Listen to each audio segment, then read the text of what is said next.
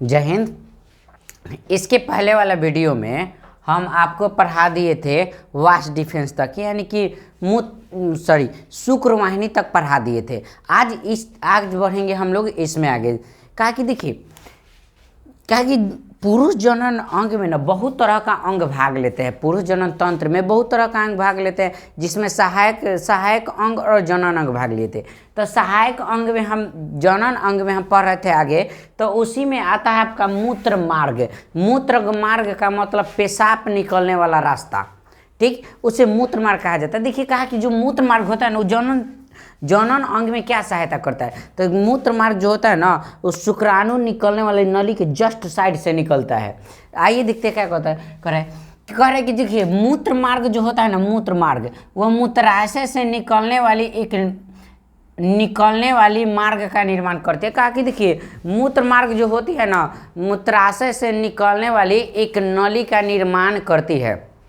आइए आगे देखिए, कह रहे का कि जिसे हम मूत्र मार्ग कहते हैं। दूसरा पेनिस या सीसन। पेनिस या सीसन कहिए इसे। पेनिस क्या है, तो कहा कि देखिए जो पेनिस है ना, यह पुरुष का जनन अंग का सबसे बाहरी भाग है। कहा कि देखिए ये जो पेनिस है ना, पेनिस यह जनन अंग का सबसे बाहरी भाग है। किसका, तो पुरुष का। ये बाहर जो होता है ना, ऐसे पुरुष का ये जनन अंग है। सबसे मतलब सबसे बाहरी भाग है, महत्वपूर्ण उतना नहीं, लेकिन सबसे बाहरी भाग है। इसका काम क्या करता है, मतलब ये करता क्या है। तो कहा कि देखिए यह पुरुष से कह रहा है कि यह ऊपर से एक ढीली त्वचा के द्वारा ढकी रहती है, जिसे हम चमड़ी कहते हैं। कहा कि देखिए ये जो पेनिस होता है ना, ऊपर से एक ढीली त्वचा के द्वारा ढकी रहती है, इसे हम पेनिस कहते हैं। पेनिस का कार्य क्या है, पेनिस का कार्य क्या है, तो कहा कि देखिए पेनिस का एक नंबर कार्य करे ना कि शुक्राणु को महिला के लिंग में भेजने का काम करता है। कहा कि देखिए जो पेनिस होता है ना, यह एक विशिष्ट प्रकार के उत्तक से मिलकर बनाता होता है, जो क्या काम क्या करता है। तो यह पुरुष की जो स्पर्म बनता है, उस स्पर्म को महिला के शरीर में ट्रांसफर करने का काम कौन करता है, पेनिस करता है। तो कहा कि देखिए यहाँ तक पेनिस तक जो हम अंग पढ़े ना, ये जनन अंग था, यानी महत्वपूर्ण अंग था। अब ये जनन अंग में हम पढ़ेंगे सहायक ग्रंथि के बारे में, यानी कुछ ग्रंथि जो क्या करेगी, जनन अंग का सहायता करेगी। आइए देखिए क्या करे। नर जनन तंत्र में तीन सहायक ग्रंथियाँ होती है। कहा कि देखिए भाई जो नर जनन तंत्र होता है ना, उसमें 3 तरह का सहायक ग्रंथियाँ होती है जो जनन में सहायता करता है। देखिए ये जनन में भाग नहीं लेता है, लेकिन जनन में क्या करता है, सहायता करता है, मतलब इसके बिना नहीं हो सकता। जैसे देखना सब कमीना दोस्त के बिना कोनो कामों नहीं होता है। मान लो कोनो भी पहुँचाना होता है, कोनो चीज़ हुआ वैलेंटाइन डे के दिन चाहे कोनो दिन, तो दोस्तवा ना रहेगा तो ले कौन जाएगा। कम से कम एक बार लेटर गो होना चाहिए ना, लेटर ले जाने वाला को लेटर गो कहा जाता है, ये होना चाहिए ना। तो दोस्त जब तक ले नहीं रहेगा, देखिए वह प्यार नहीं करेगा, लेकिन वो नहीं रहेगा तो होबो ना करेगा, काहे कि बीच वाला कनेक्शन उहे लगाता है। बड़ा कमीना होता है सब।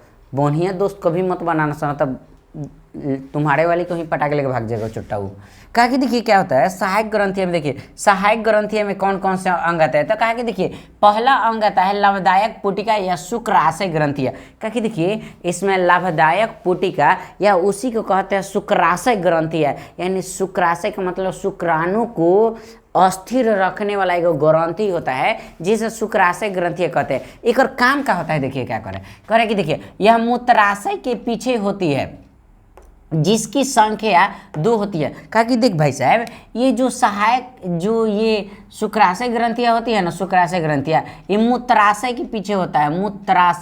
मूत्राशय क्या है, आशय का मतलब होता है ग्रहण, आशय का मतलब होता है वहाँ इकट्ठा रहना चाहे ग्रहण करना। जैसे बैठना, ये साफ आसन का मतलब होता है बैठना, आशय का मतलब होता है बैठना। जैसे कहते हैं ना कि पुराने के ज़माने में इतिहास में देखिएगा, कहते हैं महाराज आसन ग्रहण कीजिए, मतलब महाराज बैठिए। तो जो चीज़ जहाँ इकट्ठा रहता है चाहे बैठता है, उसको आसन कहते हैं। तब मूत्र आशय, यानी मूत्र का जहाँ आशय मिलता है ना, यानी मूत्र जहाँ रहता है ना, उसे ही मूत्राशय कहते हैं। यानी वो एक थैली की तरह होता है जो मूत्राशय का काम करता है, वह मूत्राशय होता है। क्या कि देखिए यह मूत्राशय के जस्ट पीछे होता है, लेकिन जिसकी संख्या कितनी होती है, तो कहा कि 2 होती है।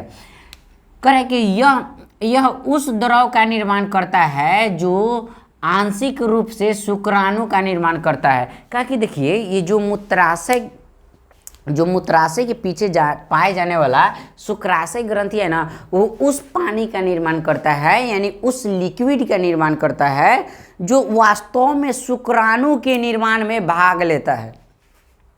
आगे देखिए करें, इसकी आकार जो होती है ना, कहा कि देखिए ये जो शुक्राशय ग्रंथि होती है, इसकी जो आकार होती है ना, आकार वो 5 से 10 सेंटीमीटर या 3 से 5 सेंटीमीटर व्यास का होता है, मतलब लंबाई चौड़ाई मिला के दिया है। क्या कि देखिए होता है, हो गया। कहा कि देखिए यह प्लाज्मा का 60 से 70% हिस्सा होता है, मतलब कहा कि देखिए ये जो होता है ना, ये द्रव, ये प्लाज्मा का 60 से 70% हिस्सा होता है। अब 60 से 70% हिस्सा कहने का मतलब कहा कि देखिए प्लाज्मा की तरह होता है। अब प्लाज्मा क्वेश्चन होता है, प्लाज्मा तुमको लोग बता रहे हैं, नेटा देखा सर, नेटा जो लीव होता है, लीव एकदम नेटा एकदम वैसा ही प्लाज्मा होता है, ठीक है। प्लाज्मा का देखिए, अब प्लाज्मा जो होता है ना पीला टाइप का होता है, ठीक है। ये देखिए प्लाज्मा कहने का मतलब पदार्थ की चौथी अवस्था, एक ऐसी अवस्था ना वो पूरा बहिए सकता है ना वो पूरा रुके सकता है। ठोस और द्रव का बीच वाला माध्यम होता है, माने पूरे द्रवे नहीं होता है और ना पूरा ठोस होता है, बीच में लीव होता है, एकदम लीव एकदम नेटा की तरह होता है, एकदम ऐसा जैसे कि देखिए ज्वालामुखी जेली है, लइकवा लगा के एकदम झूल पे झाड़ के मार्केट में हीरो बनता है सुना, वो जेलिया मत लगाना। सब जेली लगाने से क्या होता है कि बाल खड़ा होता है, लेकिन आपका बाल का तो ऊपरी सतह को वो धीरे धीरे मोटा बना देता है, बाल के नहीं, ये चाम के ऊपरी सतह को मोटा बना देता है, जिससे क्या होता है कि आपका केस गिरने की क्षमता ज़्यादा हो जाती है, और जेली लगाने से केस ज़्यादा गिरते हैं। आगे हम बताएंगे आपको उत्सर्जन में।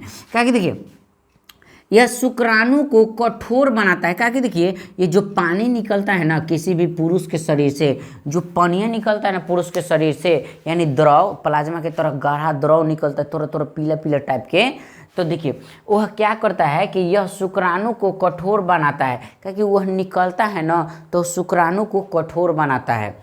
आगे देखिए कर, यह क्षारीय प्रकृति का होता है। कहा कि देखिए जो शुक्राणु होता है ना, कहा कि देखिए शुक्राणु को जो निर्माण करता है लिक्विडवा, वह ना क्षारीय होता है, यानी कड़वा होता है, क्षारीय होता है। कहा कि यह शुक्राणु को पोषण देने का काम करता है। कहा कि देखिए ये जो पानी निकलता है हम लोग के स्पर्म में से, स्पर्म के पहले जो पानी निकलता है ना, वो पानी नहीं, एक द्रव निकलता है लिक्विड की तरह, मतलब गाढ़ा तनी होता है, ना पूरा द्रव होता है ना पूरा ठोस होता है, गाढ़ा होता है, जो ऐसे करने पर ऐसे करिएगा तो लमड़ता है। जैसे कि एग्जांपल में कोई चीज़ नहीं, पूरा गाढ़ा चीज़ को ऐसे उठाइए तो लमड़ता है, जस्ट ऐसा ही स्पर्म एथी होता है, ये द्रव निकलता है।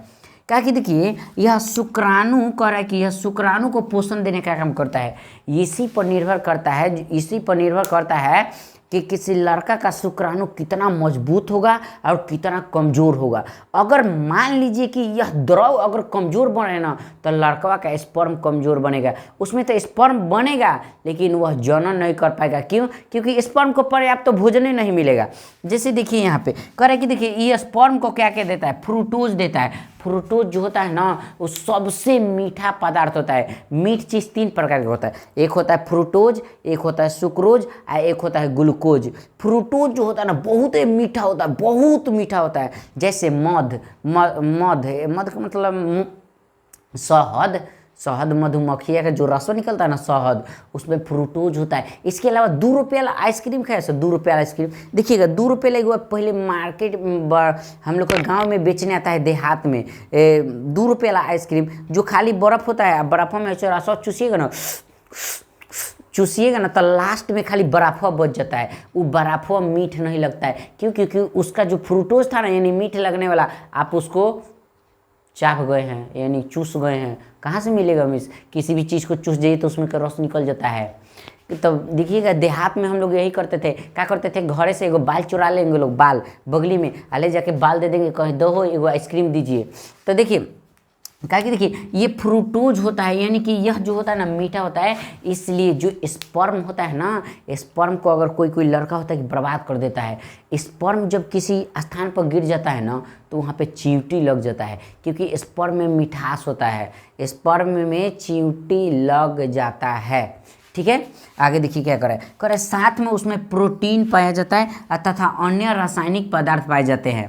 कहा कि देखिए जो स्पर्म को बनाता है वो क्षारीय होता है, और जो वो होता है वो फ्रूटोज यानी कि वह जो हम लोग का शुक्राणु होता है ना उसको भोजन देने का काम करता है। कौन भोजन देने का काम करता है जी? तो ये करता है यानी शुक्राशय ग्रंथियां काम करता है। किसको भोजन देने का? तो हम लोग के स्पर्म को भोजन देने का काम करती है। क्या कि देखिए जो प्रोस्टेट ग्रंथियां होती है, तीसरा ग्रंथि हम लोग का है प्रोस्टेट ग्रंथि। ये बहुत महत्वपूर्ण अंग है खास करके लड़के के लिए। ये ज़्यादा चुट्टा जो स्पर्म बर्बाद करता है ना, जो चुट्टा ज़्यादा स्पर्म बर्बाद करता है ओकर प्रोस्टेट ग्लैंड वो फूल जाता है। अब फूलता है ना तो कैंसर का रूप लेता है। आज बताएंगे कि ये प्रोस्टेट ग्लैंड शरद गर्म से कैसे फूलता है और कैसे जो पेशाब की नली है उसको जाम कर देता है। क्योंकि देखिए क्या होता है, क्योंकि प्रोस्टेट ग्रंथि जो होता है ना ये मूत्र मार्ग के आधार के चारों तरफ होता है। क्योंकि देखिए जो प्रोस्टेट ग्लैंड होता है ये मूत्र मार्ग यानी पेशाब के निकलने वाली नलिया के अड़िया पाया जाता है। जैसे मान लीजिए पेशाब को निकलने वाला नली है और ठेपिया है ना, ठेपिया ये प्रोस्टेट ग्लैंड है। क्या है? ये प्रोस्टेट ग्लैंड है जो है नलिया के आधार के चारों तरफ रहेगा। ठीक करे यह एक पिरामिड की तरह होता है। पिरामिड कहने का मतलब एगो मंदिर देखा है सब मंदिर, जैसे शंकर भगवान का मंदिर ऐसे जाके एकदम ऐसे बना रहता है, वह पिरामिड है। तो क्या कि देखिए ये क्या होता है कि जो हम लोगों का ये मूत्र मार्ग होता है ना, मूत्र मार्ग के साइडवा में आइट साइडवा में ना बड़ियार से चिपका के रखता है, यानी कि एक पिरामिड की तरह संरचना बना के रखता है। कहा कि इसके निकलने वाला पदार्थ गाढ़ा और दूधिया होता है। कहा कि देखिए ये जो प्रोस्टेट ग्लैंड होता है ना एक से निकलने वाला पदार्थ जो होता है ना गाढ़ा और दूधिया होता है एवं क्षारीय होता है। कहा कि देखिए साथ में ये क्षारीय प्रकृति का होता है। तो इतना ध्यान पे रखिए, किसी भी लड़का या किसी भी पुरुष का जो स्पर्म बनता है ना वह क्षारीय होता है, यानी क्षार के तरह काम करता है। उसके बाद तीसरा ग्रंथि है काउपर ग्रंथि। कहा कि देखिए यह मूत्र मार्ग और जनन मार्ग के चिकनाहट प्रदान करता है। कहा कि देखिए ये काउपर ग्रंथि जो है ना इसमें से कुछ द्रव निकलता है। इसका मेन काम क्या होता है? तब पेशाब जाने वाली नली और जनन मार्ग यानी कि स्पर्म जाने वाली नली, यह दोनों का क्या करता है? साफ करने का काम करता है। यानी कि यह नौकर का काम करता है, लेबर का क्या करता है? तो भाई लोग का साफ करता है। अरे बाप, यहाँ से स्पर्म जाबो तब न झुंझुनुआ पैदा होबो, ना तो कैसे होबो? मान लीजिए कि स्पर्म कोनो जनन कर रहा है चुट्टा और स्पर्म निकलबे ना करे, बीच में जाम लग गया है क्योंकि ये साफ नहीं किया, तब बीच में जाम लग गया और बीच में जाम लगे तो स्पर्म नहीं निकलेगा और बड़ियार दर्द करेगा और ऊने से आएगा पेशाब और ही तेज दर्द करने लगेगा। तो हो सकता है बड़ी दिक्कत हो जाएगा, बाद में जाके डॉक्टर भी मत चले जाना पड़े। इसीलिए भगवान जो था ना दिमाग के बड़ा तेज था। मर्दो मालूम नहीं काका पढ़ल है, भूगोल पढ़ल है कि साइंस पढ़ल है, बायोलॉजी में स्पेशलिस्ट था मर्दो, कौन बढ़िया यूनिवर्सिटी से पढ़ा था। कभी भेटा जाता ना तो हम पूछते कि तुम कौन यूनिवर्सिटी से पढ़ा है। देखिए कितना दिमाग लगाया है। कह रहा है कि देखिए वो सोचा ना कि रास्ता जाम हो जाता है तो स्पर्म जाने वाला पेशाब जाने वाले नलिया का रास्ता जाम होता होगा, इसीलिए उसमें कुछ लिक्विड डाल देते हैं जो नलिया को साफ रखेगा। तो कहा कि देखिए मूत्र मार्ग और जनन मार्ग को चिकनाहट प्रदान करता है, यानी एकदम सॉलिड छिहुलने वाला प्रदान करता है। ठीक, आगे देखिए उसके क्या करें, यह शुक्राणु को पेशाब में उपस्थित अम्ल से रक्षा करता है। ताकि देखिए हम लोग का जो पेशाब होता है ना, पेशाब उसमें ना अम्लीयता होता है, इतना अम्लीयता होता है कि देखिएगा कोनो चुट्टा इतना खचरा होता है सनो कि एगो पौधा टिका लेगा सब, पेड़वे तो जाके पेशाब करेगा सब, पेड़वा धीरे धीरे सुखा देता है सब, इतना चुट्टा होता है सब कोनो के। वातावरण को बचाओ बाबू। मान लो पेड़ को एगो पेशाब करके सुखा देने से क्या होगा?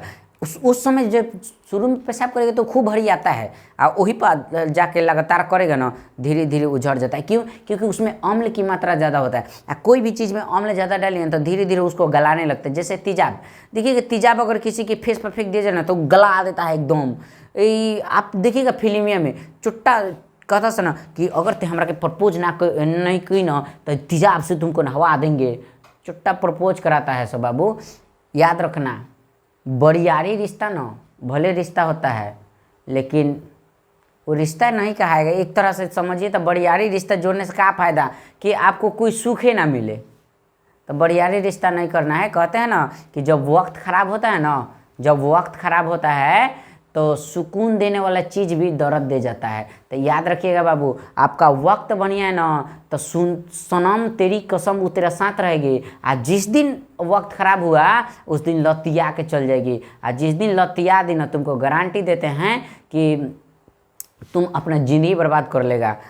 देखिए अगर धोखा होता है ना तो जो लड़की होती है ना, लड़की वो दूसरा के फेर में लग जाती है, काहे कि ओकरा मिल जाता है, ओकरा खातिर हजारों गधा पीछे पीछे घूमता है सब, लेकिन तोरा खातिर कोनो नहीं घूमेगी सब। तब ये लड़की फड़की का चक्कर सारा खराब होता है। एक तरह का भगवान जाता है देख, इंसान को बढ़ते हुए सफलता नहीं देख पाए ना तो एगो बहन जी लोग को भेज दिए कि बर्बाद करने के लिए। तो क्या कि देखिए हम लोग के स्पर्म में अम्लीयता होता है, तो इस अम्लीयता को नष्ट करने का काम, सॉरी, हम लोग को मूत्र में ना अम्ल होता है, तो ये अम्ल जो होता है ना स्पर्म को मारने का काम कर देता है। लेकिन यही क्या करता है, यही जो ग्रंथि होता है, यही जो देखिए कॉपर ग्रंथि होता है जो द्रव का निर्माण करता है ना, वह शुक्राणु को अम्लीयता से बचाता है, यानी अम्ल को उदासीन कर देता है, जिससे हमारा शुक्राणु क्या होता है, आराम से बच जाता है। इसके आगे हम कल इसके आगे पढ़ेंगे। चलिए आज के लिए इतना ही रहने देते हैं।